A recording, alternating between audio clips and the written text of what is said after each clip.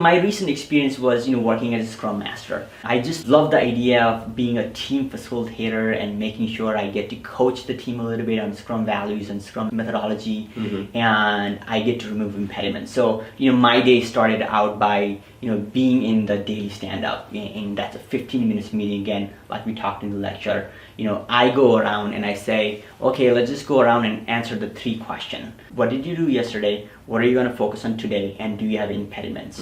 And we go around and I'm actually focused on hearing how everybody is doing, and if there's an impediment, I'm actually making a list of impediments so that I can make it visible, or I can work with a team member to go out there and resolve that impediment. I've also been in an environment where people didn't want to answer those 3 questions. So one of the things that I did is I did something called appreciative inquiry. So the question, instead of asking what did you do yesterday, what we said is, what are you going to focus on today? Are we in track to meet our sprint goal? And do you have any impediments? So that's a little bit more indirect, and people felt and resonated with those questions.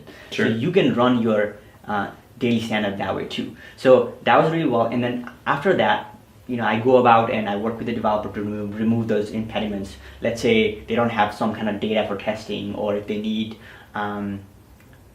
some servers, or if they need to talk to another team member for certain, I would facilitate those meetings and whatever the team needed.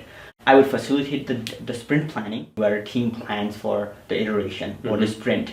And these are the things that we want to get it done, and this is our sprint goal. I facilitated that. So I would invite all the necessary people in the room. I would even go and ask the stakeholder to come in the planning, or if we need any kind of clarification. And I would make sure that we had talked about the sprint goal at the end of the sprint planning.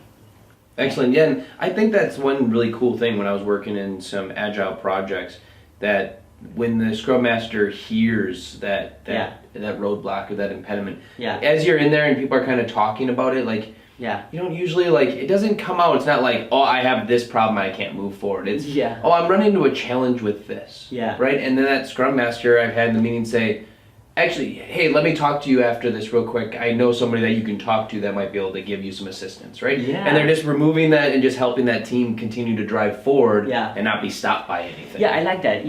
This is why there's a need for a Scrum Master, because, again, we have a 2-week iteration or 3 weeks, right? Team is so focused on getting those stories done that sometimes the impediments might, this task switching. So it's good to have somebody who can kind of facilitate and resolve those impediments. And he's thinking in a way where, what are some of the challenges that team is having? What are some of the ongoing impediments? Somebody really has the connection and is thinking in a very resourceful way for team to get going. And team is focused on developing and producing end-to-end working software. Yeah, and you talked a little bit about how the Scrum Master is facilitating both the daily stand-ups as well as the sprint planning meeting. What about sprint review and retrospective and stuff like that? Are they doing the same thing there? Yeah. Let's go to sprint review. So sprint review is a meeting where you review your sprint. What did we do in this sprint? Again, this is not perfect product. Sometimes you have a plan and there might be a few stories that are not done. It's totally okay. In the sprint planning... Well, it's not always okay.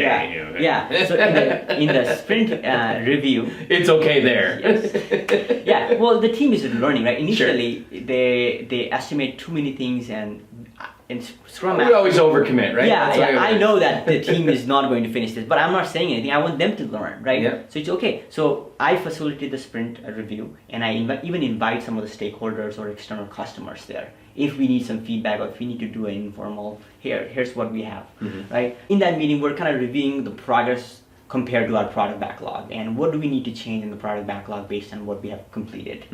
And maybe we're doing re-estimating of some of these stories and moving some of these stories to next sprint. So we're doing those things in the sprint review. And then the retrospective is one of my favorite meetings to facilitate. In the retrospective, as a Scrum Master, I'm sending out calendar invites for everybody in the team, making sure everybody can attend that meeting. Having a space, and having an open space where a team can actually, not a loud space, but a quiet space, a nice meeting room where people can actually talk about what happened in this sprint. And really facilitate in a way where, some of the team members are not talkative and others are really talkative and optimistic. And usually sometimes they actually take over the conversation and they blast the others with ideas, and it's almost overwhelming sometimes, right? So what I do is whenever we are in that retrospective room, I am actually going around and I'm facilitating, okay, we're gonna actually start, and here's sticky notes. Why don't you just write down things in those 3 columns? What went well, what didn't go well, and what do we want to improve?